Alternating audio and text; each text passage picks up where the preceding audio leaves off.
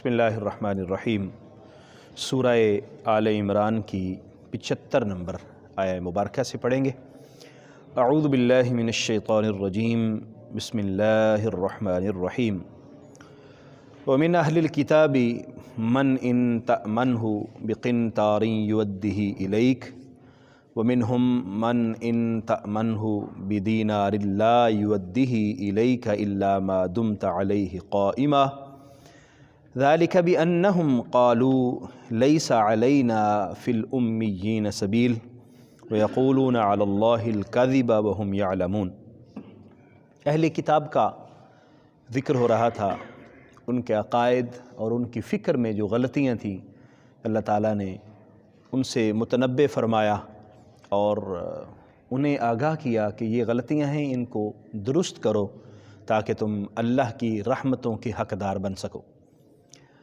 یہاں پر ان کی کچھ اخلاقی برائیوں کا ذکر کیا جا رہا ہے۔ ان کے عقائد کے اندر جو غلطیاں تھیں وہ بھی تھیں، لیکن اس کے ساتھ ساتھ ان کے اخلاق بھی درست نہیں تھے۔ ان کے اخلاق میں کیا خرابیاں تھیں؟ ایک تو یہاں ان کی بددیانتی کا ذکر کیا جا رہا ہے کہ ان کے پاس اگر کوئی امانت رکھوائی جاتی تو کچھ لوگ، تھوڑے لوگ اہل کتاب میں سے وہ تھے کہ جو امانت کو صحیح طور پر ادا کرتے تھے، امانت میں خیانت نہیں کرتے تھے، لیکن کچھ لوگ ایسے تھے کہ جو بددیانتی سے کام لیتے۔ اللہ تبارک و تعالیٰ کو یہ چیز پسند نہیں ہے۔ اللہ تعالیٰ دیانت داری کو پسند کرتا ہے، امانت کو پورے طور پر واپس لوٹانے کو پسند کرتا ہے، سچ کو پسند کرتا ہے، وعدہ پورا کرنے کو پسند کرتا ہے۔ تو یہاں ان کی اس برائی کے حوالے سے ذکر کر کے نصیحت کی جا رہی ہے۔ ومن اہل الکتاب، اور اہل کتاب میں سے کچھ لوگ وہ ہیں، من ان تأمنہ بقنطار، کہ اگر تم ان کو ڈھیر بھی امانت دے دو، یودہ الیک، تو وہ تمہیں واپس لوٹا دے گا۔ یعنی اگر انہیں سونے اور چاندی کا ڈھیر بھی بطور امانت سپر کر دیا جائے تو وہ اس میں ایک پائی کا روادار بھی نہیں ہوگا، اور ایک تولہ بھی سونا اور چاندی ضائع نہیں کرے گا، اس میں خیانت نہیں کرے گا، وہ پورے کا پورا واپس لوٹا دے گا۔ ومنہم، اور کچھ ایسے بھی ہیں، ان تأمنہ بدینار لا یودہ الیک، اگر ایک دینار بھی تم انہیں امانت کے طور پر دو تو وہ واپس نہیں کریں گے، وہ تمہیں واپس نہیں لوٹائیں گے۔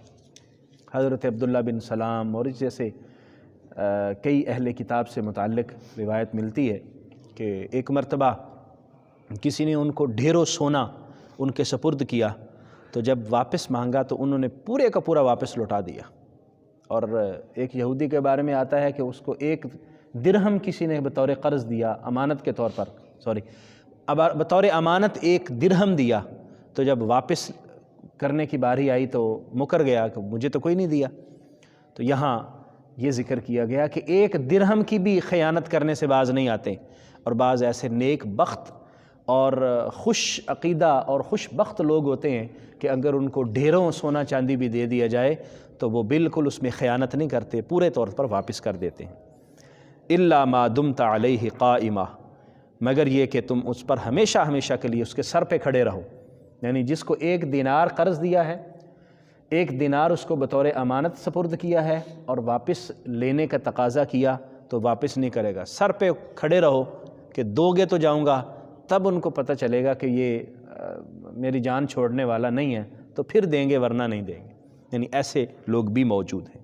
وَيَقُولُونَ ذَلِكَ بِأَنَّهُمْ قَالُوا، اور اس کی وجہ کیا ہے؟ اس خیانت کے پیچھے اور اس بددیانتی کے پیچھے اصل میں ان کی فکر کیا ہے؟ فرمایا اصل وجہ یہ ہے، ذَلِكَ بِأَنَّهُمْ قَالُوا، اس کی وجہ یہ ہے کہ ان کا یہ کہنا ہے، لَيْسَ عَلَيْنَا فِي الْأُمِّيِّينَ سَبِيلٌ، کہ ان پڑھوں کے معاملے میں ہمارے اوپر کوئی بھی پوچھ گچھ نہیں ہوگی۔ یعنی یہ جو ان پڑھ لوگ ہیں، یا عام طور پر امیین کا جو لفظ استعمال کیا گیا ہے یہ بت پرستوں کے لیے استعمال کیا گیا ہے۔ یہ اہل کتاب اپنے آپ کو پڑھے لکھے کہتے تھے، اور جتنے باقی بت پرست ہوتے ہیں ان کو امیین کہا جاتا تھا۔ تو کہتے ہیں کہ ان کے ساتھ ہم جو بددیانتی کر لیں، خیانت کر لیں، تو اب قیامت کے دن ہماری کوئی پوچھ گچھ نہیں ہونی، ان کے ساتھ جو مرضی کر لیں۔ فیقولون علی اللہ الکاذب، وہ اللہ پر جھوٹ بولتے ہیں، وہم یعلمون، حالانکہ وہ جانتے ہیں۔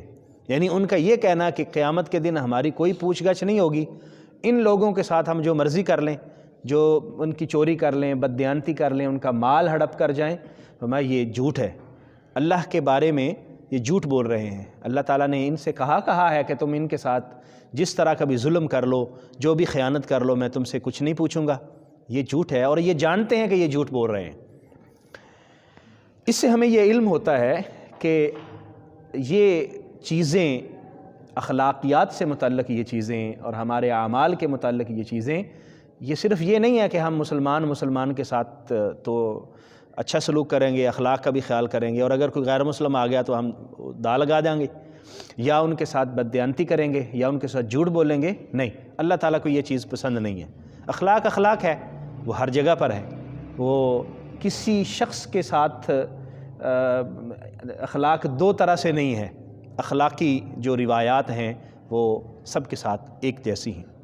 بلا من اوفی بعہدہ، ہاں بات یہ ہے کہ جس نے اپنے وعدے کو پورا کیا، واتقی، اور تقوی اختیار کیا، فإن اللہ یحب المتقین، تو اللہ تعالیٰ تقوی والوں کو محبت فرماتا ہے، تقوی والوں کو پسند کرتا ہے۔ وعدہ پورا کرنے والے اور تقوی اختیار کرنے والے وہ اللہ کو پسند ہیں، وہ اللہ کریم کے محبوب لوگ ہیں، وعدہ پورا کرنے والے۔ اور وعدہ پورا نہ کرنا، نبی کریم صلی اللہ علیہ وآلہ وسلم نے اس کی بہت زیادہ مذمت بیان فرمائی ہے۔ منافق کی صفات ذکر کرتے ہوئے حضور نے فرمایا منافق کی 3 صفتیں ہیں، 3 علامتیں ہیں۔ منافق کی ایک علامت یہ ہے کہ جب وعدہ کرے گا تو وعدہ خلافی کرے گا، وعدہ پورا نہیں کرے گا، بات کرے گا تو جھوٹ بولے گا، اور جب اس کے پاس امانت رکھوائی جائے گی تو اس میں خیانت کرے گا۔ یہ منافق کی علامتیں ہیں۔ اہل ایمان کے پاس تو یہ نشانیاں موجود نہیں ہونی چاہیے، ان کے اندر یہ علامت نہیں پائی جانی چاہیے، تبھی تو تقوی بنے گا، اور تبھی اللہ تعالیٰ کے محبوب اور پسندیدہ لوگ بن سکیں گے۔ ان الذین یشترون بعہد اللہ وایمانہم ثمنا قلیلا، بے شک وہ لوگ جو اللہ کے وعدوں کے بدلے میں اور اپنی قسموں کے بدلے میں تھوڑی قیمت لے لیتے ہیں۔ بعہد اللہ، اللہ کے وعدے، وایمانہم، اور اپنی قسمیں۔ ایمان کا لفظ یہ یمین کی جمع ہے، جس کا معنی قسم ہوتا ہے، اپنی قسموں کے بدلے۔ ثمنا قلیلا، تھوڑی قیمت لے لیتے ہیں۔ اولئک لا خلاق لہم فی الآخرہ، یہاں ان لوگوں کے متعلق اللہ تعالیٰ نے اپنی ناراضگی کا اظہار فرمایا، اور دیکھیے کہ کتنی ان کو مطلب مصیبت اٹھانا پڑے گی اور کتنا نقصان اٹھانا پڑے گا، جو وعدہ اللہ سے کیا اس کو توڑنے پر، اور جو قسم کھائی اس قسم کو پورا نہ کرنے پر۔ جو لوگوں کے ساتھ وعدہ کیا اس کو پورا نہ کیا، اللہ کے ساتھ وعدہ کیا اس کو پورا نہ کیا، تو اس کا نقصان کیا ہوگا؟ دیکھیے کتنا نقصان ہے۔ اولئک لا خلاق لہم فی الآخرہ، پہلی بات یہ ہے کہ یہ وہ لوگ ہیں آخرت میں ان کا کوئی حصہ ہی نہیں ہے۔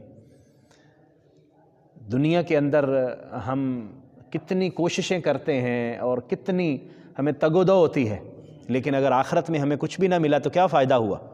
رزلٹ ہمارے پاس کوئی بھی نہ ہوا اور ہم فیل ہو گئے، آخرت میں ہمیں کوئی اس کا حصہ نہ ملا تو بہت نقصان ہوگا۔ فرمایا وہ لوگ جو ایسا کرتے ہیں آخرت میں ان کا حصہ نہیں۔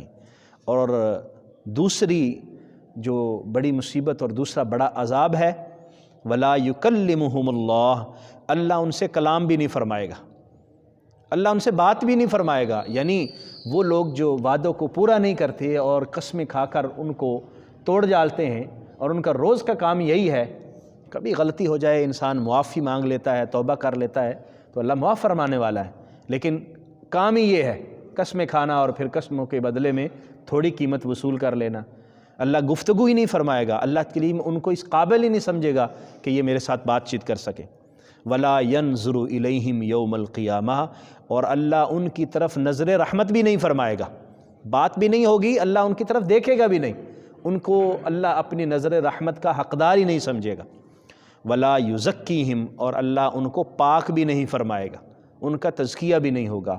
ولہم عذاب علیم، اور ان کے لیے دردناک عذاب ہوگا۔ اب دیکھیے کہ کتنے زیادہ نقصان ہیں اس طرح کے معاملات کے۔ تو اہل کتاب سے متعلق چونکہ یہ آیات پہلا خطاب ان سے ہے، پھر اس کے بعد ظاہر بات ہے ہمارے لیے بھی۔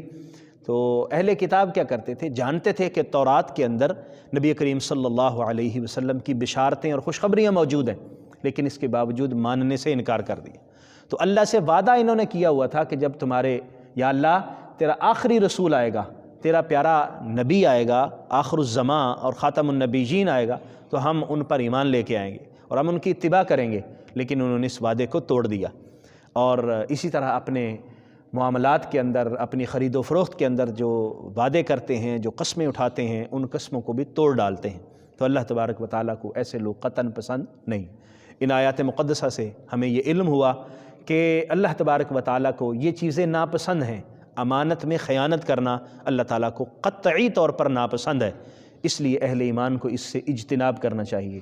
وہ امانت تھوڑی سی ہو یا زیادہ، وہ ککھ کی ہو یا لکھ کی ہو، امانت امانت ہوتی ہے، اسے پورے طریقے سے ادا کرنا چاہیے۔ اور وعدے کی پاسداری کرنا اہل ایمان کا شیوا ہونا چاہیے۔ جو وعدہ کیا اس پر پورا اتریں، اس کو پورے طور پر ادا کرنے کی کوشش کریں۔ اور بعض اوقات ایسا بھی ہو رہا ہوتا ہے کہ ہم وعدہ تو کر رہے ہوتے ہیں، لیکن ہمارے اندر یہ ہوتی ہے کہ میں پورا نہیں کروں گا۔ یہ بھی بددیانتی ہے، خیانت ہے کہ آپ کے دل کے اندر کوئی اور بات ہے اور زبان پر کوئی اور ہے۔ یہ بھی اللہ کریم کو پسند نہیں ہے۔ اسی طرح جو وعدے ہم نے کر رکھے ہیں، جو اللہ تبارک و تعالی جل مجدہ پر ایمان لا کر، نبی کریم صلی اللہ علیہ وسلم پر ایمان لا کر جو ہم نے وعدے کیے ہیں، ان کو بھی پورا کرنا اور دنیا کو ترجیح نہ دینا، یہ بھی اہل ایمان کا ترائے امتیاز ہونا چاہیے۔ دنیا ترجیح نہیں ہونی چاہیے، آخرت ترجیح ہونی چاہیے۔ دنیا کا تھوڑا سا نقصان بھی ہو جائے تو خیر ہے، آخرت کا نقصان نہیں ہونا چاہیے۔ ہمیں یہاں ان آیات مقدسہ میں یہ سمجھایا گیا کہ آخرت کا جو نقصان ہوگا وہ بہت بڑا نقصان ہوگا، اور اس کے مقابلے میں دنیا کا نقصان تو کچھ بھی نقصان بھی نہیں ہے، کیونکہ دنیا کے نقصان کو ہم پھر بھی پورا کر سکتے ہیں، لیکن آخرت میں جو نقصان ہوگا وہ پورا نہیں ہو سکے گا۔ اللہ کریم ہمیں سمجھنے کی، عمل کی توفیق عطا فرمائے۔ آمین۔ وآخر دعوایا ان الحمد للہ رب